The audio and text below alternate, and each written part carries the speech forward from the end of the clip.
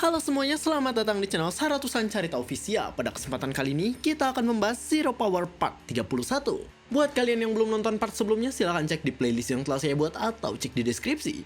Sebelumnya disclaimer, konten ini tidak akan membahas keseluruhan dari alur cerita Zero Power. Jadi jika kalian ingin mengetahui fullnya, silahkan baca di web legal. Dan jangan lupa tap love di web legalnya sebagai bentuk apresiasi bagi kreator. Dan tanpa basa-basi lagi, mari kita langsung gaskan pada alur ceritanya. Cerita dimulai dengan sang Demon King yang membawa Arut ke suatu tempat untuk mempertemukannya dengan seseorang. Di tempat itu, dari balik pohon besar, seorang pria dengan telinga panjang dan rambut pirang keluar menghampiri sang Demon King beserta Arut. Orang tersebut dikenal sebagai Fairy King atau rajanya para peri di wilayah demon yang sebelumnya menghadiri pertemuan dengan Demon King dalam membahas tentang seorang hero yang akan segera muncul di dunia. Arut hanya bisa melihat mereka sedang beradu mulut dengan wajah kebingungan karena dia berpikir kalau hubungan sang Demon King dengan Fairy King cukup rumit. Namun terlepas dari cekcoknya dengan sang Demon King, Fairy King kemudian menyoroti kehadiran Arut dengan bertanya pada sang Demon King tentang alasan apa yang membuatnya membawa Arut bersamanya. Fairy King mengetahui bahwa di dunia manusia Arut dikenal dengan nama Deonheart. Dia tidak bisa mengabaikan kehadiran Arut di hadapannya karena saat ini Arut adalah satu-satunya orang yang menjadi perhatian seluruh dunia. Tapi alih-alih menjawab pertanyaan dari Fairy King, sang Demon King justru malah bertanya balik tentang kenapa Fairy King datang menemuinya padahal mereka tidak memiliki janji apapun untuk bertemu dengannya. Di sana Fairy King kemudian mengeluarkan sesuatu semacam telur yang berwarna coklat kotor dan dia meminta sang Demon King untuk bertanggung jawab atas telur tersebut. Fairy King menjelaskan bahwa telur itu sebenarnya adalah sebuah benih dari pohon dunia. Dia meminta pertanggungjawaban dari sang Demon King sebab dia datang sambil mengeluarkan aura magic yang besar sehingga membuat benih itu berubah menjadi coklat. Karena hal itu, sang Demon King di sana menjentikan dua jarinya untuk memanggil Hin yang merupakan demon yang bertugas sebagai tukang kebun di kastil Demon King. Tanpa banyak berbasa-basi, sang Demon King langsung memerintahkan Hin untuk memeriksa benih itu dan memastikan apakah dia bisa memperbaiki benih itu atau tidak. Setelah memeriksa benih itu untuk beberapa saat, Hin di sana mendapatkan sesuatu tentang kondisi benih tersebut. Hin melihat ke arah sang Demon King lalu berkata dengan suara yang rendah, "Maaf tuan, saya hanyalah tukang kebun yang menumbuhkan tanaman dan saya rasa benih yang telah terpapar demonic aura seperti ini tidak akan bisa diperbaiki." Benih pohon dunia itu sangatlah penting bagi kaum peri dan karena hal itu Fairy King di sana mulai mengeluh sebab dia telah kehilangan benih yang sangat penting hanya karena terpapar oleh demonic aura kuat yang dipaparkan oleh sang Demon King. Namun kemudian wajah dari Fairy King tiba-tiba berubah ketika dia mendengar omongan sang Demon King yang mengatainya lebih seperti anjing dunia dibandingkan seseorang yang memujanya. Sang Demon King kembali mengeluarkan aura mencekam sambil mengatakan kalau Fairy King mungkin telah menjadi budak rendahan yang memuja sebuah pohon yang dia sebut sebagai pohon dunia. Karena hal itu mereka pun kembali terlibat dalam adu mulut, sedangkan Arut masih terus berdiam diri sambil melihat Hin yang sedang bersembunyi di belakang punggungnya. Hin mendengar perkataan Fairy King yang menerangkan kalau tidak ada lagi yang bisa dia lakukan dengan benih itu, dan di sana dia tiba-tiba menyadari sesuatu yang mungkin bisa dia lakukan dengan benih tersebut. Hin memotong perdebatan mereka dan dia meminta dengan suara yang rendah tentang apakah dia bisa memiliki benih rusak itu jika memang sudah tidak diperlukan lagi. Ketika Fairy King mengizinkannya, Hin tampak sangat senang. Dia berterima kasih kepada Fairy King dengan wajah yang bersinar. Tak lama setelah itu, Arut menyadari ada orang lain yang juga muncul di belakangnya. Dia menolehkan wajahnya dan di sana terdapat seseorang dengan rambut panjang berwarna biru yang sedang berjalan menghampirinya. Tanpa diduga, ternyata seseorang dengan rambut panjang itu adalah Mermaid Queen. Seperti namanya, dia berasal dari ras mermaid dan dia merupakan pemimpin dari ras tersebut. Tentu saja, seperti banyaknya cerita tentang mermaid, Mermaid Queen juga memiliki ekor duyung yang kemudian berubah menjadi gaun yang menutupi kakinya ketika dia mulai berjalan. Orang yang pertama kali disapa oleh Mermaid Queen adalah Arut, dan di sana dia mengatakan bahwa dirinya sudah menantikan pertemuan dengan Arut sejak terakhir kali mereka bertemu di kastil Demon King. Arut mengingat pertemuan itu karena dalam pertemuan itulah dia pertama kali melihat seluruh pemimpin dari berbagai ras yang ada di wilayah demon berkumpul bersama. Tapi terlepas dari semua itu, Arut merasa malu ketika Mermaid Queen menatapnya dengan penuh perasaan disertai senyuman tulus yang sangat jarang ia dapatkan.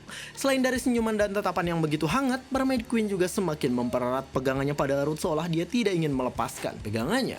Tentu saja Arut sempat terkejut. Dia tidak tahu motif apa yang membuat Mermaid Queen memegangi tangannya begitu erat. Namun tak lama setelah itu, Mermaid Queen mengutarakan bahwa dirinya mendapatkan sebuah penglihatan masa depan.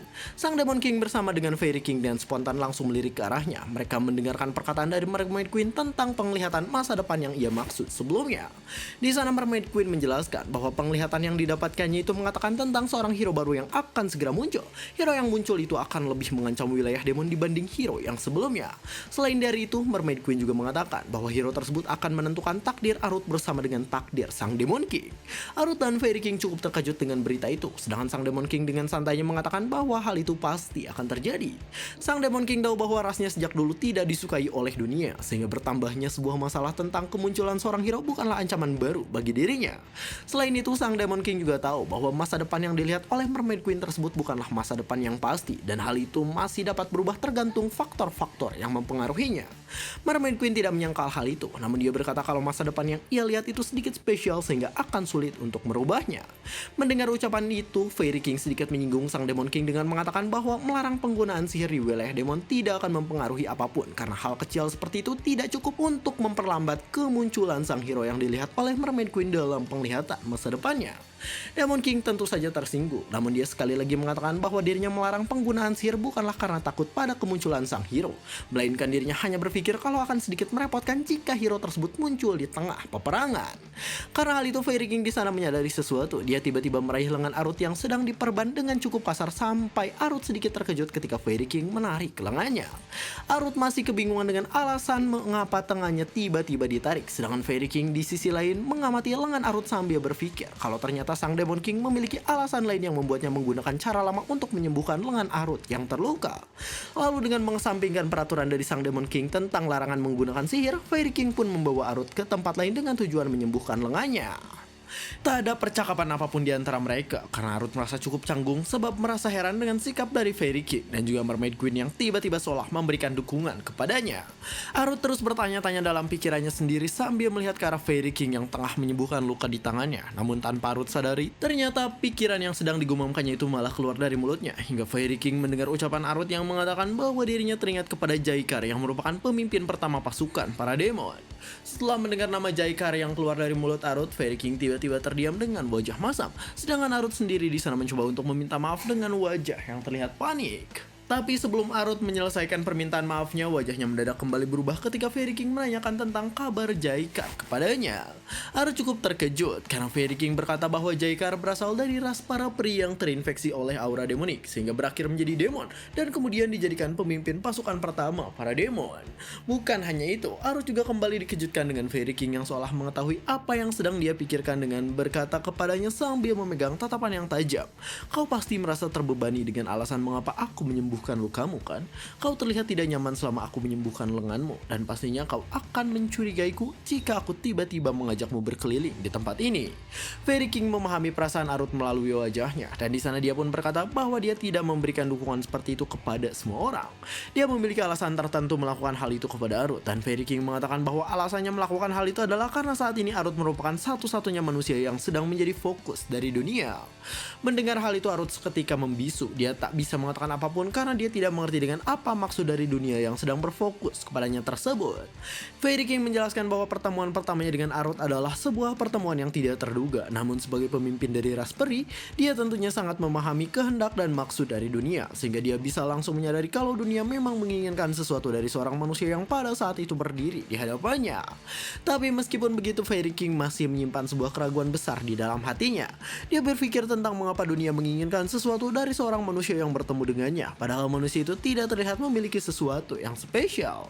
Sepanjang pertemuan di Kastil Demon King yang pada saat itu sedang diadakan, Fairy King terus-menerus mencoba untuk memikirkan hal itu. Dia memperhatikan Arut dengan sangat sesama sambil memikirkan alasan apa yang membuat dunia tertarik kepadanya.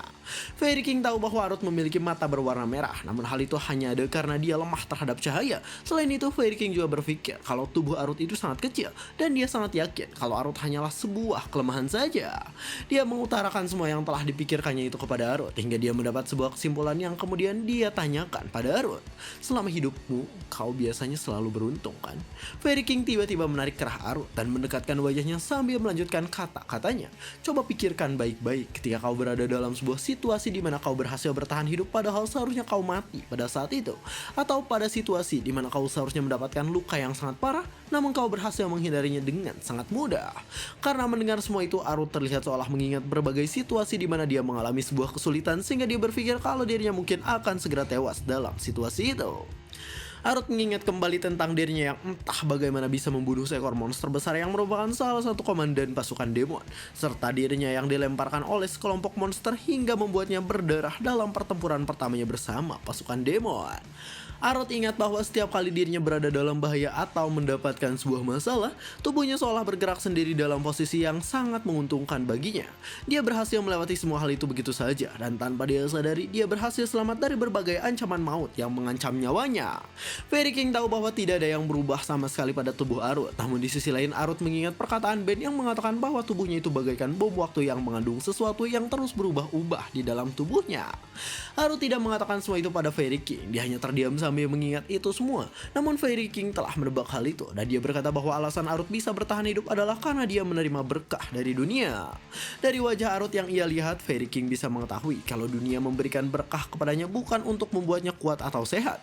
Dia tahu kalau dunia memberikannya berkah lain pada Arut, dan berkah itulah yang membuatnya bisa bertahan hidup dalam berbagai situasi. Lalu berdasarkan pada ramalan yang dikatakan oleh Mermaid Queen, Fairy King juga tahu kalau hero yang akan muncul adalah hero yang lebih mengancam dibanding hero yang sebelumnya. Terlebih lagi, hero itu akan menentukan takdir dari Arut yang sebenarnya adalah Leonhard. Fairy King seolah mendapatkan sesuatu dari semua hal yang dipikirkannya itu. Dia kembali teringat bahwa ada seorang hero di masa lalu yang mengkhawatirkan rekannya sendiri, bahkan ketika dia hendak menghadapi kematiannya. Fairy King menyimpulkan kalau dunia menanggapi permintaan dari seorang hero tersebut, dan karena hal itulah dunia memberikan berkah yang begitu banyak kepada rekan hero sekaligus orang yang telah lama diamati oleh dunia itu sendiri. Ras pria adalah satu-satunya ras yang memahami bahwa keinginan dunia itu tidak bisa diganggu-gugat, dan berdasarkan semua itulah dia menyimpulkan bahwa Leonhard yang dikenal dengan nama Arut adalah hero yang selanjutnya. Scenes pun berpindah memperlihatkan Fairy King yang sedang memberikan instruksi pada peri lainnya untuk terus melawan para demon tak berakal yang tiba-tiba menginvasi wilayah mereka. Tempat yang tadinya sangat indah itu tiba-tiba berubah menjadi medan pertempuran setelah para demon tak berakal menginvasi wilayah para peri. Mereka terus berjuang melawan para demon tak berakal yang jumlahnya sangat banyak. Entah apa yang membuat para demon tak berakal itu datang secara bersamaan, seolah mereka digerakkan oleh sesuatu yang membuat mereka menjadi lebih agresif dari biasanya. Arut tentu saja masih berada di tempat itu. Dia memperhatikan pertempuran yang sedang berlangsung sambil memikirkan alasan dibalik invasi para demon tak berakal yang secara tiba-tiba tersebut. Arut merasa kalau dirinya tidak diperlukan dalam pertempuran itu, dan dia hanya bisa memutar otaknya untuk memikirkan alasan dibalik peristiwa tersebut. Arut merasa ada yang janggal dengan kelakuan dari para demon tak berakal yang mengamuk di wilayah para peri. Padahal di tempat itu saat ini sedang ada Demon King dan juga Mermaid Queen yang tentunya bisa membantai mereka sekaligus. Selain daripada itu, Arut juga teringat dengan perkataan Fairy King yang menyebut bahwa dunia sedang berfokus padanya, hingga dia mencoba untuk mengartikan kata-kata dari ucapan tersebut. Namun kemudian di tengah Arut yang sedang berpikir, dia tiba-tiba mendengar laporan para peri tentang alasan dibalik tindakan para demon tak berakal yang disebabkan oleh sesuatu dalam kantung asing yang mereka temukan. Karena hal itu, Arut dengan sigap langsung menoleh ke arah Fairy King. Dia melihat Fairy King yang sedang memegangi kantung yang tidak asing baginya, serta laporan para peri yang mengatakan bahwa para demon tak berakal itu menjadi lebih agresif dan lebih kuat setelah memakan sesuatu yang berada dalam kantung tersebut. Di samping itu, Mermaid Queen berpendapat kalau memang ada orang yang sengaja menyebarkan kantung itu untuk membuat para demon tak berakal mengamuk tak karuan. Dia berasumsi kalau hal itu dilakukan oleh para manusia yang mungkin ingin mengacaukan wilayah demon, dan hal itu juga pastinya dilakukan oleh seseorang yang bisa keluar masuk dunia demon dengan bebas. Mereka berdua berpikir kalau satu-satunya manusia yang bisa bergerak bebas itu adalah Arut. Namun ketika mereka mencoba melihat ke arah Arut, ternyata dia sudah tidak ada di tempatnya. Fairy King kebingungan dengan kemana perginya Arut. Namun Hin di sana berkata kalau Arut mendadak sangat bersemangat untuk membantai para monster yang sedang menginvasi tersebut.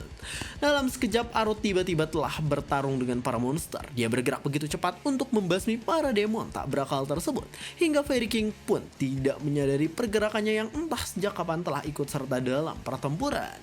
Dari satu monster ke monster lainnya, Arut terus-menerus mencabik-cabik mereka untuk menghilangkan kecurigaan dari Mermaid Queen tentang seseorang yang menyebarkan kantung yang menjadi penyebab invasi para demon tak berakal. Tindakannya itu sukses besar. Arut berhasil lolos dari tuduhan karena Fairy King mengatakan bahwa jika saja memang Arutlah orang yang menyebarkan kantung itu, maka dia tidak akan perlu bersusah payah melawan para monster yang sedang menginvasi tersebut. Di sisi lain, Arut tanpa hentinya membantu membantai semua monster yang berada di hadapannya. Ekspresi wajahnya sangat tak karuan, keringat bercucuran di sekitar wajahnya, dan dirinya saat ini dipenuhi dengan kecemasan, sehingga dia mau tidak mau harus segera menghilangkan kecurigaan semua orang yang berpikir bahwa dialah yang menyebarkan kantung tersebut. Ketika melihat kantung yang dilaporkan oleh para peri, Arut di sana langsung sadar bahwa kantung itu adalah kantung berisi obat-obatan yang sempat ia buang di sekitar jurang karena dirinya tidak menyukai obat yang diberikan dokter di dunia manusia kepadanya. Arut saat itu membuangnya dengan wajah yang cengingisan. Dia sengaja melakukan itu, namun tanpa disangka para demon tak berakal justru malah memakan semua isi dari kantung obat yang ia buang. Selain dari alasan kenapa para monster memakan obat dalam kantung itu, dia juga tak menyangka kalau para monster itu ternyata semakin menjadi agresif dan semakin kuat setelah memakan obat yang ia buang di jurang. Di tengah pikirannya yang campur aduk, Arut tak bisa melakukan apapun selain bertarung dan membantai para monster untuk menghilangkan kecurigaan yang ditujukan kepadanya. Dia terus-menerus menyibukkan dirinya sendiri dengan niat agar orang lain tidak memiliki kesempatan untuk bertanya apapun kepadanya. Tapi kemudian Sang Demon King memanggil namanya. Sang Demon King menghela nafasnya sambil berkata kalau dirinya memiliki sesuatu yang harus dibicarakan dengan Arut.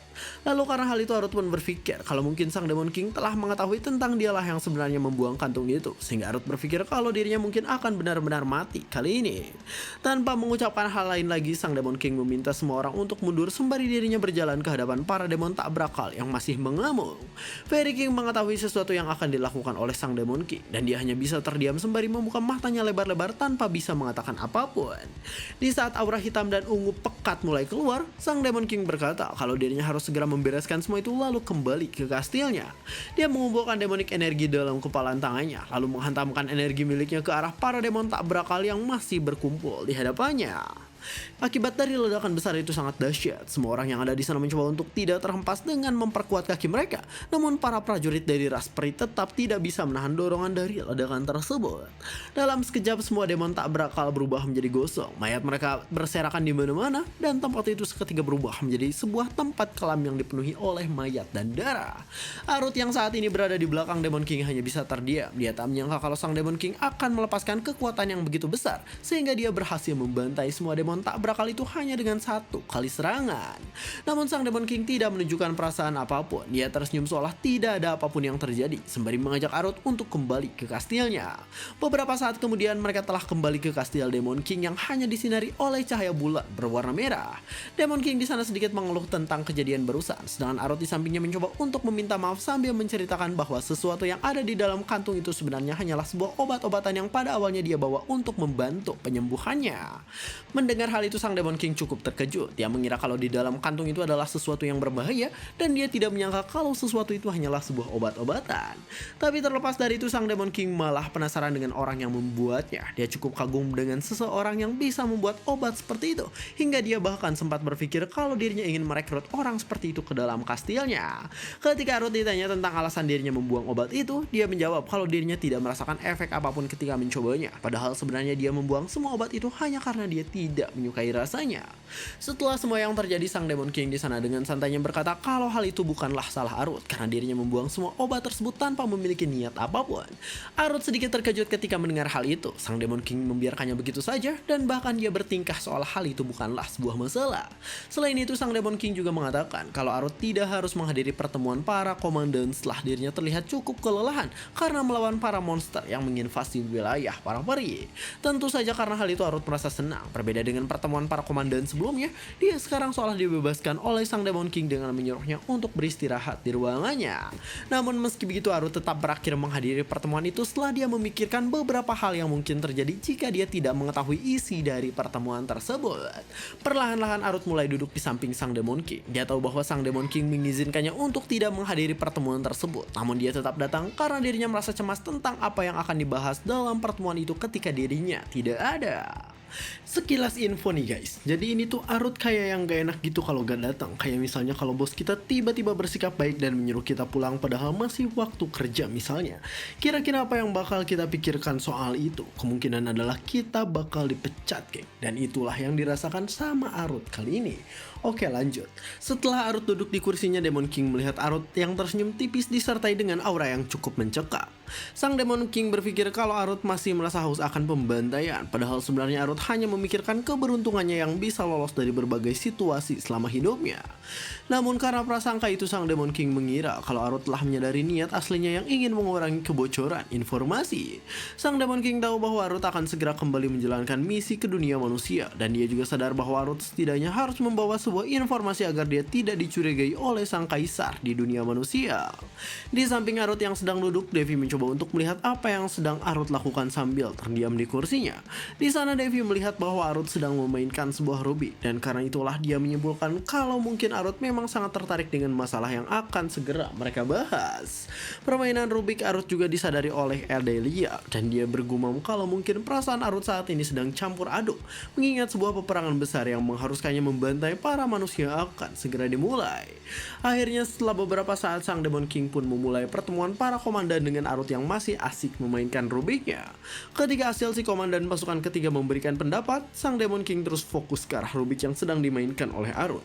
Demon King sadar bahwa jika saja Arut setuju dengan pernyataan setiap orang yang ada di sana, maka dia akan memainkan rubik itu dengan santai. Tapi jika saja Arut merasa tidak setuju dengan pernyataan semua orang dalam pertemuan itu, Sang Demon King berpikir bahwa Arut pastinya akan memainkan rubik itu dengan cepat sehingga membuat suara yang cukup keras. Lalu dengan rubik itu jugalah sebuah kesimpulan akan diputuskan ketika Arut berhasil menyelesaikan rubiknya. Di saat semua orang yang masih menyampaikan pernyataannya, Sang Demon King berkata kalau satu-satunya hal yang diinginkan oleh Sang Emperor sebenarnya adalah kematian. Tepat pada saat Sang Demon King berkata seperti itu, rubik milik Arut selesai, seolah dia mengkonfirmasi bahwa Sang Emperor memang benar-benar menginginkan kematian. Semua orang beranggapan seperti itu ketika melihat rubik Arut yang selesai, padahal Arut sendiri sebenarnya tidak mengetahui tujuan dari Sang Emperor yang tiba-tiba mendeklarasikan perang kepada wilayah para demon dan juga Sang Demon King. Kayaknya emang serba salah nih si Arut di wilayah para demon. Dia main rubik aja disangka ngambil kesimpulan sama para komandan lainnya, padahal Arut ini sebenarnya gak tahu apa-apa, gak habis pikir emang. Sembari melihat rubik Arut yang telah selesai seolah mengkonfirmasi perkataannya, Sang Demon King berkata bahwa Sang Emperor mungkin merasa bersalah setelah dirinya membantai seluruh saudaranya. Rasa bersalah yang sangat amat besar itu menghantui Sang Emperor hingga dia merasa harus bertanggung jawab atas semua itu dan memberikan yang terbaik demi arwah orang yang selalu menghantuinya. Sang Demon King juga berkata bahwa Sang Emperor sebenarnya sudah sangat lama menginginkan kematian, namun dia tidak bisa melakukannya karena dia terbebani oleh sebuah tanggung jawab yang besar. Sang Emperor tidak memilih mati begitu saja setelah semua hal yang ia lakukan, sehingga dia memilih untuk berperang sebagai dalih untuk mewujudkan keinginannya. Dengan mendeklarasikan peperangan tersebut, Sang Emperor akan berhasil memenuhi tanggung jawabnya jika dia berhasil menaklukkan wilayah para demon. Lalu jika saja dia tidak berhasil dan berakhir mati dalam peperangan, Sang Demon King menilai bahwa Sang Emperor akan tetap merasa puas karena dia mendapatkan kematian yang selama ini ia inginkan. Di hadapan arwah-arwah yang selalu menghantui dirinya, Sang Emperor seolah mencari jalan keluar yang bisa membebaskannya dari tanggung jawab besar di pundaknya. Dia seolah tak memperdulikan hal lain selain lepas dari tanggung jawab itu, hingga dia berubah menjadi sosok egois yang menyedihkan dengan melibatkan semua orang yang tidak bersalah ke dalam peperangan hanya agar dirinya merasa terbebaskan dari tanggung jawabnya. Tapi meskipun Sang Demon King tahu bahwa peperangan itu hanyalah sebuah dalih dari Sang Emperor yang menginginkan kematian, Sang Demon King tetap tak bisa melakukan hal lain selain memberikan kematian kepada Sang Emperor yang memang telah lama mendambakannya. Dengan sebuah keputusan singkat tentang kematian Sang Emperor, pertemuan itu pun ditutup. Sang Demon King berjalan menghampiri Arut dan dia berkata dengan nada yang cukup rendah, "Ini adalah peperangan yang selama ini kau inginkan. Anggap saja ini sebagai peregangan, karena masih ada kemungkinan kalau para manusia akan langsung memulai serangan ketika kau kembali setelah menjalankan misi." Arut hanya bisa terdiam ketika mendengar hal itu. Dia sadar bahwa Sang Demon King menyuruhnya kembali ke dunia manusia karena Sang Emperor tidak akan mungkin melakukan serangan ketika Leonhard masih berada di wilayah para demon. Seseorang yang telah menyadari hal itu bukan hanya Arut seorang, Asil juga menyadarinya, dan dia mengatai para manusia itu sebagai serangga pengecut karena mereka mengincar waktu ketika senjata terkuat para demon yaitu Arut sedang tidak ada. Jaikar yang merupakan komandan pertama pasukan Demon King juga menyadari hal itu, dan dia membenarkan perkataan Asil dengan mengatakan bahwa manusia memanglah makhluk licik yang menjijikan. Arut tidak menanggapi semua perkataan dari para komandan itu. Dia masih terdiam sambil memegangi rubiknya sehingga ruangan pun menjadi sangat hening karena para komandan berpikir kalau Arut pasti akan membunuh siapapun yang mencoba untuk berbicara. Dengan semua tatapan dari para komandan yang ditujukan padanya, Arut kemudian memutuskan bahwa dirinya akan segera pergi menyelesaikan misi setelah pertemuan itu berakhir. Dan cerita pun bersambung. Walau Arut itu kan manusia, tapi para demon malah bilang kalau manusia adalah makhluk licik yang menjijikan. Apakah Arut sakit hati atau bagaimana? Coba komen di bawah. Dan mungkin segitu saja kami dari Saratusan Carita Official. Jangan lupa like, comment, subscribe, dan share ke teman-temannya. Terima kasih telah menonton sampai akhir dan sampai jumpa di kesempatan berikutnya.